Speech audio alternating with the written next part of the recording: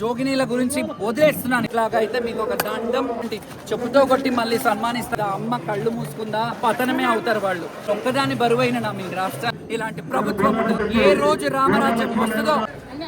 Traffic వాళ్ళు ఉండరా ఇంత మందిలో? నేను ఒక్కదాన్ని తక్కువైనా ఈ అమ్మవారికి. గతంలో శ్యామలు వచ్చినప్పుడు టెంపుల్ నుంచి అఫీషియల్ అనౌన్స్మెంట్ చేశారు, కానీ ఇప్పుడు వచ్చినా కూడా అడ్డుకొని రావద్దు అనే సిచ్యువేషన్కి వచ్చారు. అక్కడ చేస్తున్న వాళ్ళు ఎవరు? వాళ్ళు కూడా స్పందించలేదు, ఫోన్లే లేవు, అక్కడ ఉంటే ఆపేశారు. ఈ అడుక్కోవడం ఎన్నేళ్ళు ఇంకా అడుక్కోవాలి?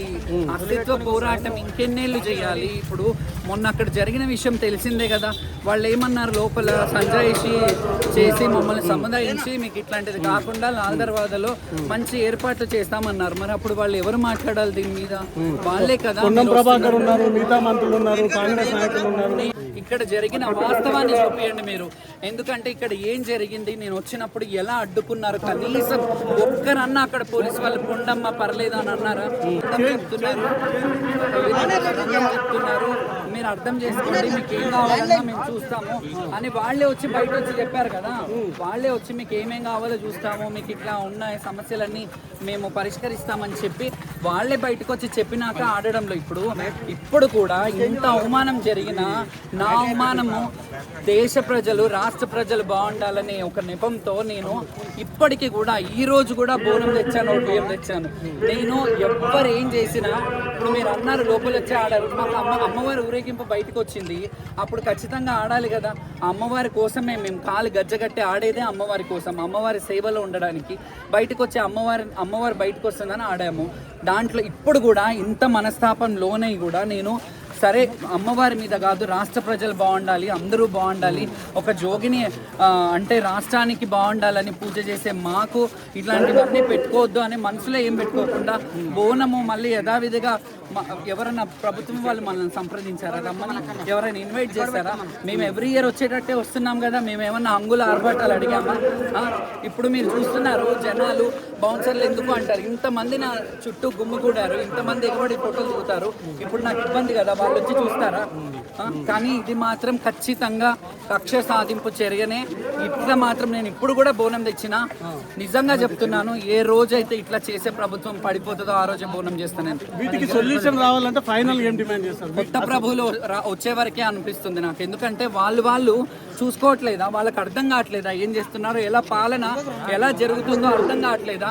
దీనికి సంబంధిత మనుషులు ఉన్నారు కదా, సంబంధిత అధికారులు ఉన్నారు కదా, వాళ్ళు కూడా మాట్లాడాలి కదా. వాళ్ళు మాట్లాడకుండా ఎలాంటి పాలన జరుగుతుందో కింద పైన ప్రభువులు ఆలోచించాలి.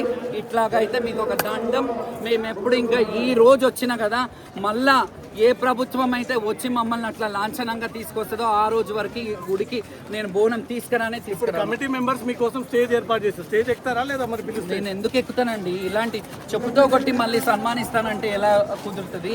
అది వాళ్ళ విచక్షణ వదిలేస్తున్నాను నేను. ఎందుకంటే సామాన్య భక్తురాలాగానే వచ్చిన, ఏ అంగులు ఆర్భాటాలు లేవు.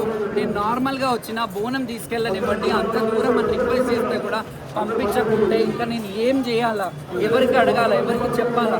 భావోద్వేగానికి లోకైనా అంటే ఏడుస్తూనే కూర్చోాలా? ఆ రోజు గురించి మీరు మాట్లాడారు కదా, ఏడ్చుకుంటూ 40 ఏళ్ళలో ఎప్పుడు కూడా నేను బోనం లేకుండా ఇట్లా నడుచుకుంటూ రాలేదు. బోనం తేవాలనే మనసు కూడా రావట్లేదు. అమ్మ కళ్ళు మూసుకుందా?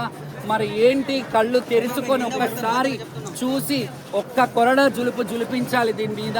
ఇలాంటి వాళ్ళ మీద తప్పకుండా ఎవరైతే నన్ను కావాలని టార్గెట్ చేశారో ఖచ్చితంగా పతనమే అవుతారు వాళ్ళు.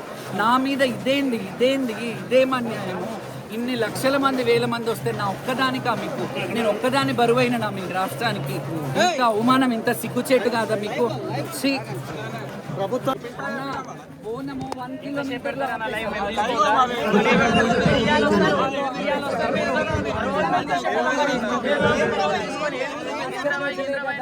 పోటీ చేసే వాళ్ళు ఉన్న వాళ్ళే కదా. రోజు వచ్చి తీస్తాం. మరి మీరు ఒకటేసారి వచ్చి తీసి వెళ్ళిపోవడం కాదు. పిలుస్తున్నారు, గౌరవంగా రమ్మంటున్నారు. ఏం గౌరవం అండి? చెప్పుతో కొట్టి మళ్ళీ మీకు గౌరవం కావాలన్నట్టుంది. నేను చెప్తున్నాను కదా, ఖచ్చితంగా ఈ రోజు నుంచి గుర్తుపెట్టుకోండి. ప్రభుత్వం ఎప్పుడైనా ఏ ప్రభుత్వం వచ్చినా అప్పటి వరకు మంచిగా మళ్ళీ జోగినీలకు కానీ నాకు జరిగిన జోగినీల గురించి వదిలేస్తున్నాను. ఇప్పుడు నా వ్యక్తిగతం గురించి మాట్లాడుతున్నాను, ఈరోజు నా అస్తిత్వం గురించి మాట్లాడుతున్నాను.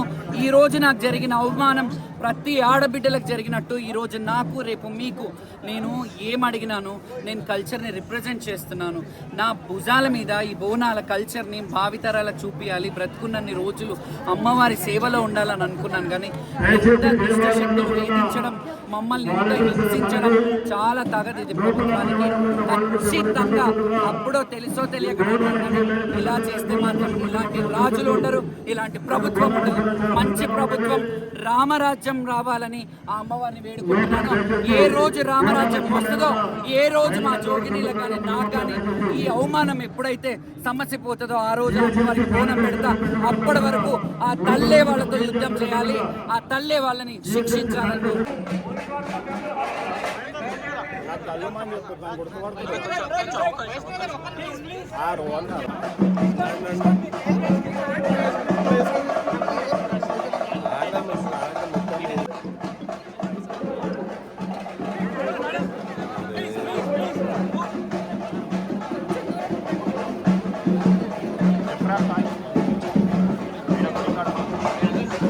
గుడికాడున్నా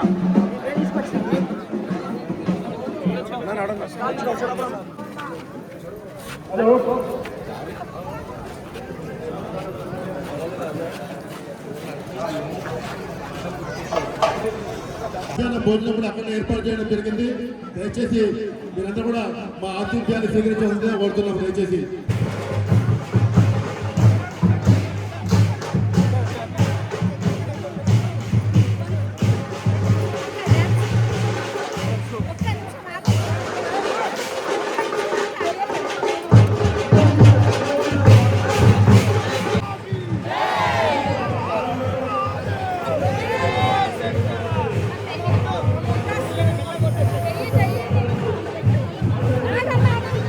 బొట్టు దిగా గిన బొట్టు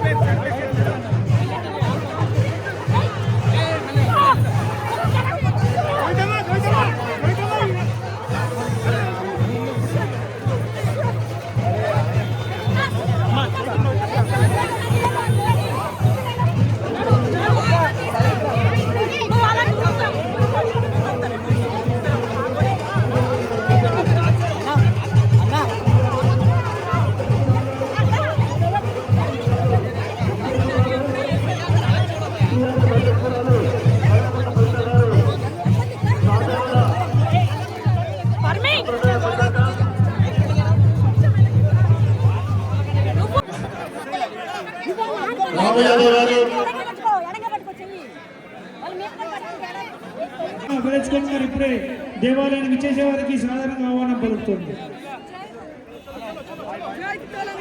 మొత్తం స్టేజ్ ఖాళీ చేయాలండి ప్లీజ్.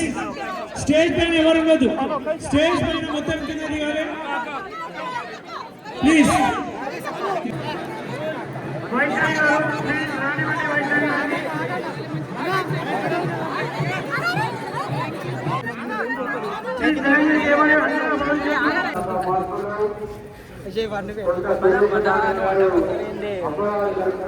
అక్క హ్యాపీ బోనాలు అక్క, అందరికి హ్యాపీ బోనాలు. పట్నం బోనాలు అచ్చం అమ్మవారు లెక్కలు ఉన్నారు, అమ్మవారు లెక్క ఉన్నారు. శారీ సూపర్, వేయాలి కదా.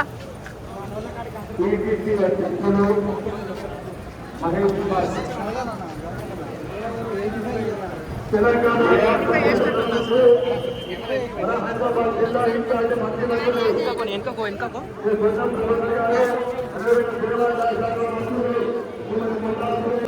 బోనాల పండుగ శుభాకాంక్షలు. ఇవాళ పట్నం మొత్తం బోనం ఎత్తింది. ఆల్రెడీ 3 బోనాలు చేసిన, 4 అమ్మవారికి 2 బోనం చేసి. ఇప్పుడు జోగినీలంతా ఏకమయ్యారా? మేము బోనాలు ఎత్తాము సమర్పించాము. ప్లీజ్ దాని గురించి తర్వాత మాట్లాడతాం. ఏం కోరుకుంటారు అమ్మవారు? అందరూ బాగుండాలి, చల్లగా ఉండాలి. అమ్మవారు అందరి కోరికలు.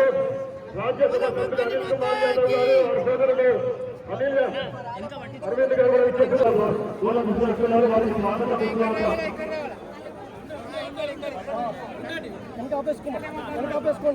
వారి ఫ్యామిలీతో వచ్చి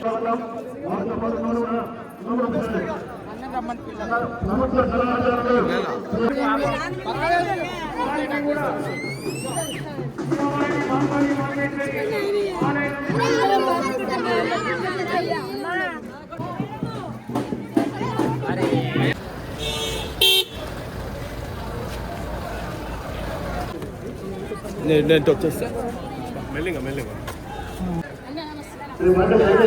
ఓకే